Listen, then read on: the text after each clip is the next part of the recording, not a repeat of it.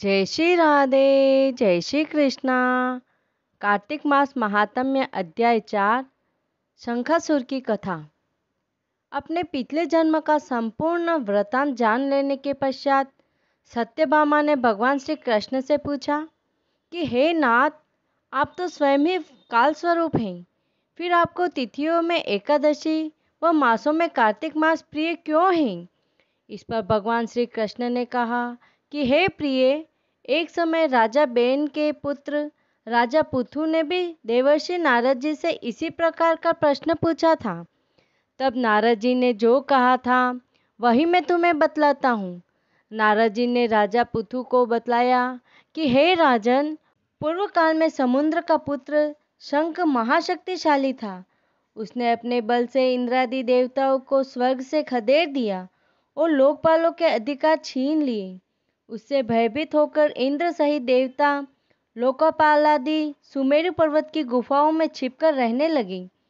दुष्ट शंखासुर उन्हें खोजता हुआ इधर उधर भटकने लगा, लेकिन उसे सफलता नहीं मिली। काफी मनन करने के बाद उसके मस्तिष्क में विचार आया कि देवताओं की शक्ति उनकी स्तुति ध्यान आदि में है और यह सब वेदादि के मंत्रों से संभव है। अतः वह ब्रह्मालोक में जाकर वेदों का हरण कर लाया और जल में जाकर वहां रहने लगा। शंखासुर के इस कृत्य से ब्रह्मा जी सहित सभी देवता व्याकुल हो गए। अंत में वे सभी भगवान विष्णु की शरण में गए। भगवान विष्णु शेषशय्या पर शयन कर रहे थे। देवता उनकी स्तुति करने लगे। देवताओं की स्तुति और गान से श्री विष्णु भगवान जाग गए और देवताओं को अपने सामने दयनीय अवस्था में देखकर पूछा कि हे देवताओं, तुम्हारी यह दशा किसने की है? तब देवताओं ने उन्हें प्रणाम करके कहा कि प्रभो, समुद्र के पुत्र शंखासुर के कारण ही हमारी यह दशा हुई है। वह दुष्ट हमें स्वर्ग से खदेड़ कर तथा वेदादि ग्रंथों को चुराकर जल में जाकर छिप गया है। वेदों के न रहने से हम देवताओं की शक्ति क्षीण हो गई है, क्योंकि ज्ञानादि क्रियाओं नहीं हो पा रही हैं। हे दीन वत्सल प्रभो, हम आपकी शरण में हैं। अब आप ही हमारा कल्याण करें। देवता की विनय सुनकर भगवान विष्णु ने कहा कि हे देवताओं, मैं तुम्हारे मनोरथ अवश्य ही पूर्ण करूंगा। कार्तिक मास के शुक्ल पक्ष की एकादशी यानी कि प्रबोधनी एकादशी के दिन मैं तुम्हारा यह कार्य करूंगा। समुद्र पुत्र शंखासुर वेदों को लेकर जल में छिप गया है।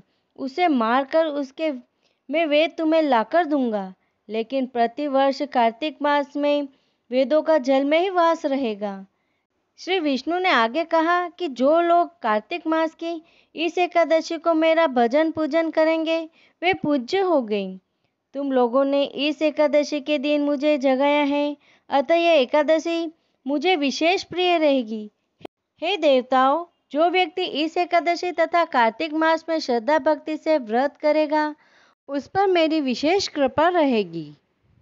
सूत जी ने कहा कि हे ऋषियों, जो व्यक्ति इस कथा को श्रद्धा भाव से पढ़ेगा या सुनेगा उसे संसार के सारे सुख दीर्घकाल तक प्राप्त होंगे। इति श्री कार्तिक मास महात्म्य अध्याय 4 संपूर्ण। ओम नमो भगवते वासुदेवाय।